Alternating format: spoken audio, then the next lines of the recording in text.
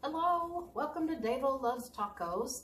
I'm Dr. Good, and today we're going to make green chili burgers, and it's not what you think. So, if you've ever driven up through northern New Mexico, maybe on your way to Colorado, you might have driven through a little town called Raton, and there used to be a restaurant there. I don't know how long they've been gone, 5 or 6 years maybe. It's called El Matador.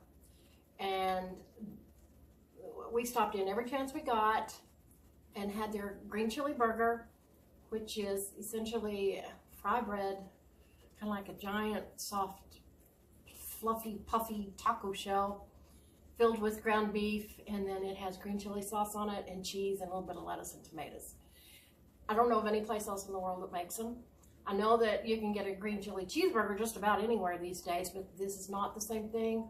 They're the only ones that called it a green chili burger like this.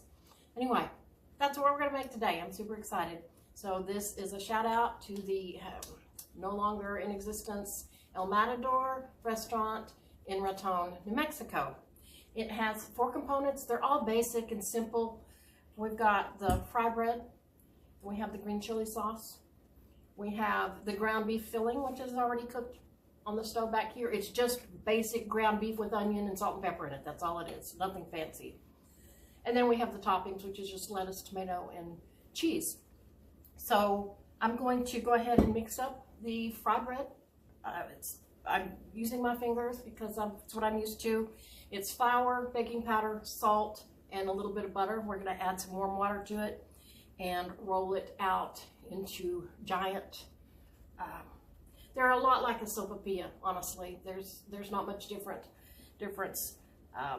And so this is kind of like making pie dough or even biscuit dough if you're like me and you use your hands. Some people use a fork or a pastry cutter, just until most of the big chunks are gone.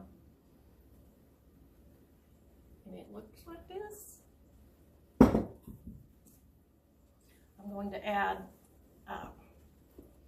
some warm water to it. And then we're just going to let it rest a minute while I finish the green chili sauce. This is just coming together like Play-Doh, I guess. I'm going to knead it a little bit on this mat, and that's what I'm going for. So I've just got this big ball of dough here. I'm going to knead it a couple more times and then just set it aside to rest while I finish the green chili sauce. Big ball of dough. Our dough's resting, and we're going to finish the green chili sauce. It's onions, green chilies, chicken broth, some spices, and then a roux that we're going to make with the onions are already in here. So this is onions and butter. And I'm going to add the cumin and the flour to it to make the roux. Let that brown a little bit. Then add the broth to it, the green chilies, and we're done. It's essentially onion, green chili, gravy. Except we're not using milk or cream, we're just using chicken broth. So, pretty easy. Basic cooking skills required here. Nothing fancy. It's gotten a little bit dark. I'm going to add the broth next. I'm just going to do it all at once. I need to stir it in. I actually use better than bouillon and water instead of broth because it's cheaper than buying the canned broth. So this should thicken up. I'm going to add 1 cup of green chilies. This is kind of makes me cry a little bit. I'm in a part of the country where you cannot get good green chilies. They don't even have the frozen Bueno brand, which is my favorite, and they don't have any green chilies at all, even when it's green chili season.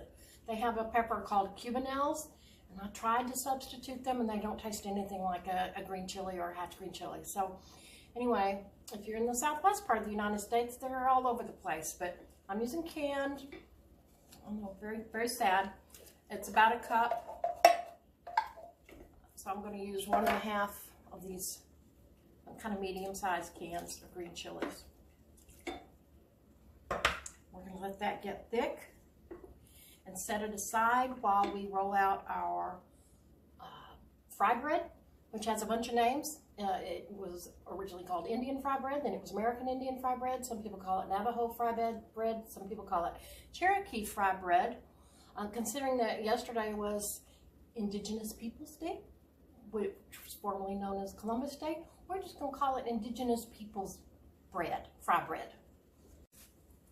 Okay, I divided the dough into fifths, 5 pieces, and I'm going to fry them here in this very hot oil. I don't want to make them bigger than the fry pan because, well, that would be a big mistake. And I'm going to drop it carefully in. See, it looks just like a big tortilla. But before it gets too well done, too crispy, I'm going to fold it in half, kind of like an omelet, but with tongs.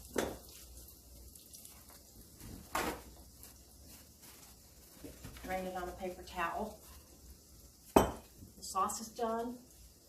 Ground beef is back over there on the stove. This is getting nice and crispy, so I'm going to flip it.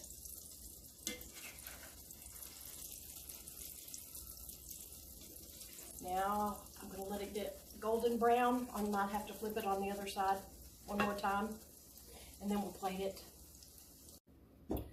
We have our beautiful fry bread here. Got a little crispy on the outside. We've got our ground beef here. I'm going to put it in the middle like a taco. A little bit of cheese in the middle. We're going to, this is our thickened green chili gravy sauce. Pour that over it. Oh, oh, oh, oh. I think my dad might be turning over in his grave. He loved these things so much. And some cheese. At this point, you might want to pop it in the oven to get that cheese all melty. I don't think it's necessary. I would go ahead and put a little lettuce, a little bit of tomato on it. Look how beautiful it is, but you know what? One of these is not complete, especially on Taco Tuesday, without a little margarita. Okay, maybe a big margarita. This one might be good for about 6 people, or one day.